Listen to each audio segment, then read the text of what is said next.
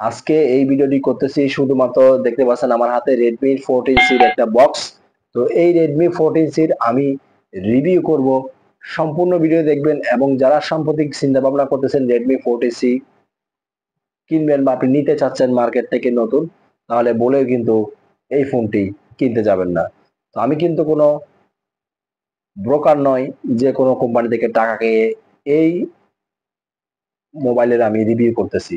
এটা আমি নিজেই কিনেছি কিছুদিন আগে এবং আমার হাতেই দেখতেছেন, এবং বর্তমানে যে ভিডিও আমি এটা শুট করতেছি সেটা হচ্ছে Redmi 14C দিয়ে আমি শুট করতেছি।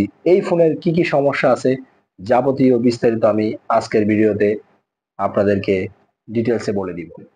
হ্যালো এভরিওয়ান, সবাই কেমন আছেন? আশা করি ভালো আছেন। তো আজকে আরো একটি ভিন্নধর্মী ভিডিও নিয়ে আপনাদের সামনে হাজির হয়েছি।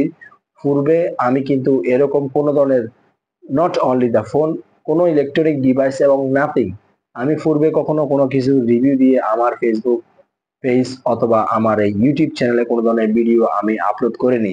This is my first time and this is I created this video for this Redmi 14C। তো আমার হাতে এই যে Redmi 14C এই ফোনের বক্সটা দেখতে পাচ্ছেন, সেটা হচ্ছে আমি কিছুদিন আগে ক্রয় করেছিলাম এই Redmi 14C। কেন আমি ক্রয় করেছিলাম Redmi 14C সেজন্য আমি প্রথমে বিষয়টা ক্লিয়ার করি। আমি কিন্তু একজন স্যামসাং ইউজার, লং টাইম, দীর্ঘদিন বলতে গেলে আমার লাইফে রেডমি অর্থাৎ শাওমির ব্র্যান্ডের এটাই হচ্ছে আমার দ্বিতীয়বার ফোন কিনা। শাওমির আমি জাস্ট এর আগে একবার ইউজ করছি Xiaomi phone, and this is the second time I buy it Xiaomi branded।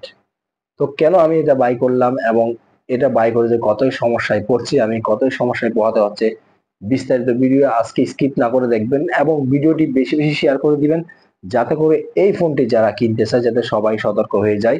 এবং রিসেন্টলি আমি বেশিরভাগ এই ফোনের অ্যাড দেখতে পাচ্ছি বিশেষ করে টিকটকের মধ্যে, এবং দাম আগের চেয়ে আর একটু কমিয়ে দিয়েছে। টিকটকে আমি এই ফোনের অ্যাড বেশি দেখতে পারছি, সেই জন্য আমি এই ভিডিওটা করতে আসছি আজকে। তো Redmi 14C টা আসলে কেন কিনবেন না, এটাতে সমস্যা কি? তো আমি কিন্তু কোনো ধরনের ফেক কথাবার্তা বলবো না, যেহেতু আমি ইউজ করতেছি এই ফোনটা, এই ফোনের সমস্যাটা কি এবং এই ফোনে কি ধরনের প্রবলেম হতে পারে সেটা আমি নিজেই ফেস করতেছি। আমি কিন্তু কোনো ধরনের ব্রোকারেজ বা দালাল নয়। বাংলাদেশে অনেক ধরনের ব্রোকারেজ বা দালাল রয়েছেন অনলাইনে, যাদের রিভিউ দেখে আপনারা হয়তো ফোন কিনেন, বলেও কিন্তু ওনাদের রিভিউ দেখে আপনি ফোন কিনবেন না। ফোন কিনবেন নিজে মার্কেটে গিয়ে দেখবেন, যাচাই বাছাই করবেন, একদম ডাইরেক্ট দেখবেন। ভিডিও দেখে কখনো ফোন কিনবেন না। আমিও কিন্তু এই ফোন কেনার আগে ভিডিও রিভিউ দেখছি অনেক দালালের, ইউটিউবে আমি নাম বলতেছি না, অনেক দালাল আছে যারা শুধু বিভিন্ন ফোনের ইলেকট্রনিক যত ধরনের জিনিস আছে সবগুলো রিভিউ দিয়ে থাকে। এগুলো হচ্ছে দালাল চক্র, এগুলো চক্র থেকে দূরে থাকবেন। তো ফার্স্ট টাইমে এই ফোনে আসা যাক। এই Redmi 14C আমি কিনেছিলাম 14,000 টাকা দিয়ে 2 থেকে 3 মাস আগে। তো আমি মনে করছিলাম রেডমি একটা ভালো সার্ভিস দিবে, ভালো একটা সুযোগ সুবিধা হবে বা ইউজ করতে পারবো, কিন্তু আসলে তা নয়। এই ফোনে আপনি অর্থাৎ এই বাজেটে যে ফোন কিনবেন সেই বাজেট দিয়ে যদি আপনি একটা স্যামসাং ফোন কিনেন, তাহলে এর চেয়ে হাজার গুণে আপনি ইউজ করে মজা পাবেন, আরাম পাবেন। আমি 100% গ্যারান্টি দিয়ে বলছি, আমি এই ফোন কিনে কিন্তু ভাই অনেক কষ্টে আছি। যেমন এই ফোনে আপনি যে কোনো একটা অ্যাপস এর ভিতর ঢুকতে চান, সাপোজ আপনি ফেসবুকে ঢুকতে চাচ্ছেন, মেসেঞ্জারে ঢুকতে চাচ্ছেন, অথবা ক্যাপকাটে ভিডিও এডিট করার জন্য ঢুকতে চাচ্ছেন, এই ফোনে ক্লিক করার সঙ্গে সঙ্গে কিন্তু আপনার অ্যাপসটা ওপেন হবে না, একটু সময় নিবে। আপনি দেখেন, আপনি পাশাপাশি যদি আপনার হাতে স্যামসাং বা অন্য কোনো ব্র্যান্ডের ফোন থাকে, পাশাপাশি দুইটা ফোন রাখবেন, দুইটাতে একসাথে কিন্তু অ্যাপসে ঢোকার চেষ্টা করবেন, দেখবেন কোনটাতে কতক্ষণ সময় নেয়, তখন কিন্তু আপনি বুঝতে পারবেন। এই ফোনের আরো একটি সমস্যা হচ্ছে, এই ফোনে যখন আপনি ভিডিও করবেন, ভিডিও করতে করতে যখন ফ্রন্ট ক্যামেরা দিয়ে ভিডিও করতেছেন, আপনি ব্যাক ক্যামেরা দিতে পারবেন না। ভিডিও কেটে দিয়ে আবার ব্যাক ক্যামেরা দিয়ে ভিডিও করতে হবে। গেল দ্বিতীয় সমস্যা, এই ফোন হচ্ছে এত যে স্লো, যেমন আপনি কোনো, যেমন সাপোজ আপনি ফেসবুকে ভিডিও দেখতেছেন অথবা ইউটিউবে ভিডিও দেখতেছেন, আপনি ব্যাক স্পেসটা সাব দেওয়ার একবার বা দুইবার দিলেও কিন্তু ব্যাক হয় না। একবারে সম্পূর্ণ মাঝখানে যে বাটনটা আছে ওটা কেটে দিয়ে একবারে বের হয়ে যেতে হয়। অর্থাৎ আমি কিন্তু এখন নতুন ফোন নিয়েছি, মাত্র 3 মাসে হয়নি আমি ফোন নিয়েছি। তাহলে নতুন অবস্থায় যদি এরকম সমস্যা করে, এই ফোনটা পুরাতন হলে অর্থাৎ 5 থেকে 6 মাস গেলে এই ফোনের কন্ডিশন কিরকম হতে পারে সেটা আপনি একবার চিন্তা করুন।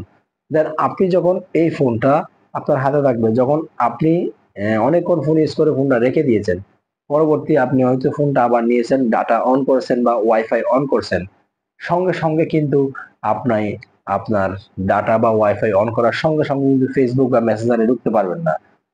ফোনটা হ্যাং হয়ে যাবে, আটকে যায়, একটু সময় নেই, তারপরে 1 মিনিট বা 30 সেকেন্ড মতো সময় নিবে। দেন আপনি এন্টার করতে পারবেন সেই কোনো অ্যাপসে, যেখানে যেই অ্যাপসে আপনি ঢুকতে চাচ্ছেন।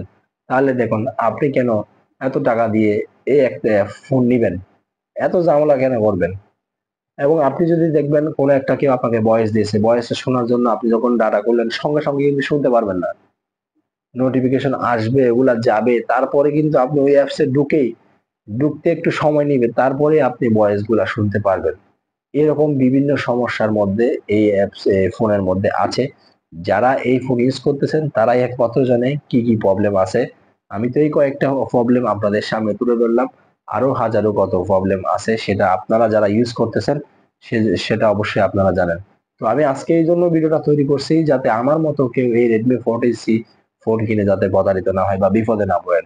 আপনি একটা ফোন কিনেন, শখ করে চালানোর জন্য ভিডিও বানাবেন, ভিডিও করবেন, টিকটক ভিডিও বানাবেন, রিলস বানাবেন। তো আপনি যদি ঠিক মতো ভালো মতো ফোনটা ইউজ করতে না পারেন, তাহলে আপনার ফোন নেওয়াটাই ব্যর্থ।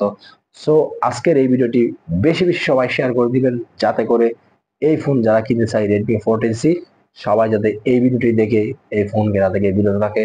দরকার হলে আপনি সেম টাকা দিয়ে, সেম বাজেট দিয়ে শাওমি না কিনে আপনি স্যামসাং এর কিনেন অথবা ওয়াইড কিনেন, অনেক অনেক ভালো হবে, এর চেয়ে অনেক ভালো হবে। তো আশা করি ভিডিওটি ভালো লাগছে, ভালো লাগলে অবশ্যই কমেন্ট করে মতামত জানিয়ে দিবেন। ধন্যবাদ সবাইকে, আজকে এই পর্যন্ত।